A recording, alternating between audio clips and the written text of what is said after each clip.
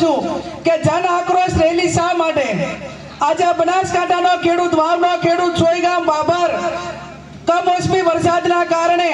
એને એટલું બધું નુકસાન થયું છે કે જેને સરકારે આ સમયની અંદર મદદ કરવાની જરૂર હતી, પણ જે પ્રમાણમાં નુકસાન થયું, અહીંયા મુખ્યમંત્રી આવ્યા,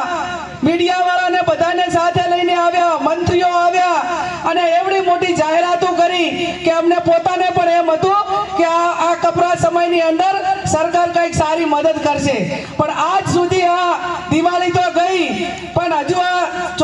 શિયાળાની સિઝન આવી તો આજ સુધી પણ આ ખેડૂતોને કોઈ વળતર મળ્યું નથી। એટલા માટે કરીને આ કોંગ્રેસના આગેવાનોએ અમારે સરકારના કાન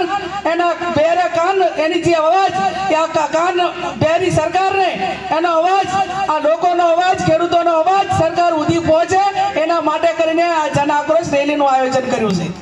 અહીંયા ખેડૂતો એક બાજુ કુદરતી આફતોથી ઘેરાયેલો છે અને બીજું ભારતીય જનતા પાર્ટીના નેતાઓ હોય એમના માણસો હોય તો એમને કમલમમાં બોલાવીને કોઈ પણ કોન્ટ્રાક્ટર જોતા હોય તો રાતોરાત મળી જાય, પણ મારો બનાસકાંઠાનો ખેડૂત આજે સિઝનમાં ખાતર માટે કરીને લાંબી લાઈનો લગાવે તો આજે મારા ખેડૂતને ખાતર મળતું નથી। એ આ પરિસ્થિતિ આજે આ બનાસકાંઠાના ખેડૂતોની છે। કોંગ્રેસની સરકાર હતી તો ખાતર આપવા માટે કરીને નેનોની થેલીઓ ભેગી નતા આપતા, ખેડૂતોને જેટલું જોતું હોય એટલું એરિયા ખાતર ને ડીએપી ખાતર એ સમય મર્યાદાની અંદર આપતા હતા। આજે વીસી ના જે યુવાનો એને ફોર્મ ભરાવવા માટે એના ઉપર દબાણ કરવામાં આવે, એને વધારાનું કામ કરવામાં આવે પણ એને ના વળતર આપે કે ના એમને કોઈ કાયમી કરે। આજે હજારો યુવાનો કરાર આધારિત નોકરી કરે છે જેમની નોકરી માટેની કોઈ સલામતી નથી અને એમને ગમે ટાઈમે છૂટા કરી દે। આ પરિસ્થિતિ ગુજરાતની છે ત્યારે કરાર આધારિત યુવાનોને કાયમી કરવામાં આવે એટલા માટે આ જન આક્રોશ રેલીનું આયોજન કરવામાં આવ્યું છે। આવા અનેક મુદ્દાઓ જ્યારે આપણી સામે છે, માપણી જમીનની માપણી સીટ હોય, ભારત સરકારનો કે આપણો ગુજરાત સરકાર જે પ્લોટ આપે છે ગરીબોને,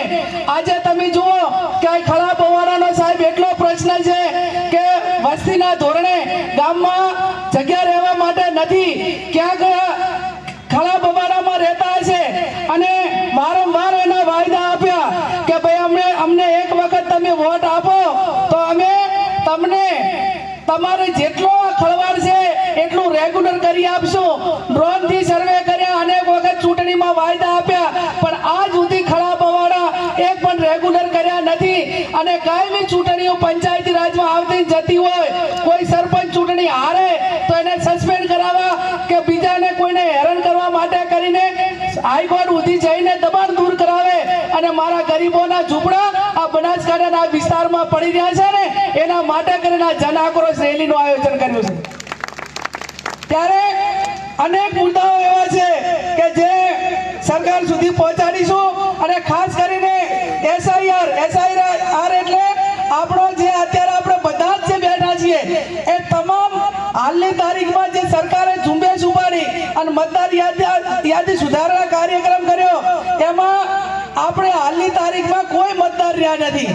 આ ભારતના બંધારણમાં કોઈ નાગરિકને સમાન હક મળ્યો હોય અને કોઈ વસ્તુ મફત મળી હોય તો એ બંધારણમાં આપણને એક વ્યક્તિને એક વોટનો અધિકાર મફતમાં મળ્યો છે અને વોટનો અધિકાર માટે કરીને જ્યારે મતદાર યાદી એ વેરિફિકેશનનો પ્રોગ્રામ ચાલતો હોય ત્યારે અમુક પાર્ટીઓ જ્યારે મીટિંગ કરતી હોય તો એ મીટિંગની અંદર કહેવામાં આવે છે કે જે કોંગ્રેસને માનવા વાળા જે વર્ગો જે સમાજો છે ને એના ફોર્મ ઓછા ભરાય ને એવું કરજો।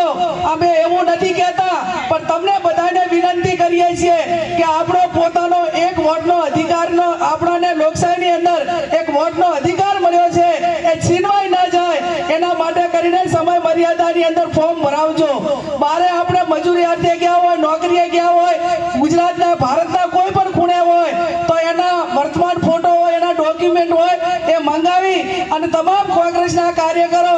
ગલીમાં મોહલ્લામાં બધે ફરી અને જેટલા આપણા મતદારો છે એ મતદારો પાછળ રહી ના જાય અને સમય મર્યાદાની અંદર એનું ફોર્મ ભરાય એવું કરજો। મને ઘણા બધાએ ફોન કરીને કીધું કે બેન અમારી પાસે તો ચૂંટણી કાર્ડ છે અને મતદાર યાદીમાં નામ હોય તો તમારું ચૂંટણી કાર્ડમાં નામ આવ્યું હોય પણ એ હવે બધું જૂનું થઈ ગયું યાદીમાં પૂરેપૂરા નામ આવે અને કોઈ આપણા નામ કાઢી ના નાખે એની પણ આપ સૌ ખબર રાખજો. આવનાર સમયમાં જિલ્લા પંચાયતની ચૂંટણી હોય, તાલુકાની ચૂંટણી હોય, એ ગભે ગભો આપણે એકાબીજા સાથ સહકાર આપીને લડીશું. અને ખાસ કરીને તો આજે જન આક્રોશ ને કોંગ્રેસ પક્ષના જવાબદાર આગેવાનો જ્યારે અહીંયા સ્ટેજ ઉપર છે ત્યારે આ કોંગ્રેસ પાર્ટી છે કે સત્તા માટે નહીં પણ સેવા માટે સમર્પિત છે. અને ભારતીય જનતા પાર્ટીના નેતાઓ એમ કહેતા હોય કે અમે કોંગ્રેસને નેસ્ત નાબૂદ કરીશું, ત્યારે આજે હું ધરણીધરના ધામમાંથી એમને ચેલેન્જ કરું છું કે આ દેશમાંથી અંગ્રેજોને કાઢ્યા હોય ને તો એ કોંગ્રેસ પાર્ટી છે, તમારી હાથ પેઢી પણ એવી નહીં હોય કે જે કોંગ્રેસને નેસ્ત નાબૂદ કરી ગઈ. અમે કોંગ્રેસના અને આ દેશના ભારતના બંધારણના એક જવાબદાર આગેવાન છીએ, એક કાર્યકર છીએ. અમે એવી ભાષા નહીં વાપરીએ કે અમે ફકીરનાથ દેશમાં અમે ઝોલો લઈને જતા રહેશું. અમે હાર હોય કે જીત હોય પણ જ્યાં પણ લોકોને જરૂર પડશે, આ દેશના લોકોને જરૂર પડશે, બનાસકાંઠાના ખેડૂતોને જરૂર પડશે, સત્તા હોય કે ના હોય, જ્યાં પણ વહીવટી તંત્ર સામે લડવું પડે ત્યાં તાકાતથી લડીશું. અને અમારા કોંગ્રેસના કાર્યકરને કોઈ પણ વહીવટી તંત્ર હોય એને કોઈ દબાવવાની કોશિશ કરીને તો આ મંચ અને બધું જ એકો એક અમારા કાર્યકરના પ્રોટેક્શનમાં તૈયાર છે. અને જે પણ સત્તામાં બેઠા લોકો એટલું સંભાળજો, આ સત્તા કોઈની કાયમી જાગીરી નથી, આ તમારા બાપની કોઈ જાગીરી નથી, આ લોકશાહી છે. અને લોકશાહીની અંદર એ પરિવર્તન આવતું હોય છે. એટલે મહેરબાની કરીને કોઈ કોંગ્રેસના કાર્યકરને ક્યાંય દબાવવાની કોશિશ ના કરે. અમે ગાંધી વિચારધારાવાળા છીએ, અમે સરદાર વિચારધારાવાળા છીએ. પણ જો તમે કઈ વધારે એવું કર્યું તો અહીંયા ભગતસિંહ પણ બેઠા છે અને ઝાંસીની રાણીઓ પણ બેઠી છે. અમે અમારા કાર્યકરો માટે કોઈ પણ વસ્તુ કરવા માટે તૈયાર છીએ. આજે ખૂબ મોટી સંખ્યામાં તમે આવી અને અહીંયા બધા જ હાજર રહીને આ જન આક્રોશ રેલીમાં હાજરી આપી એ બદલ આપ સૌનો ખૂબ ખૂબ હૃદયપૂર્વક આભાર.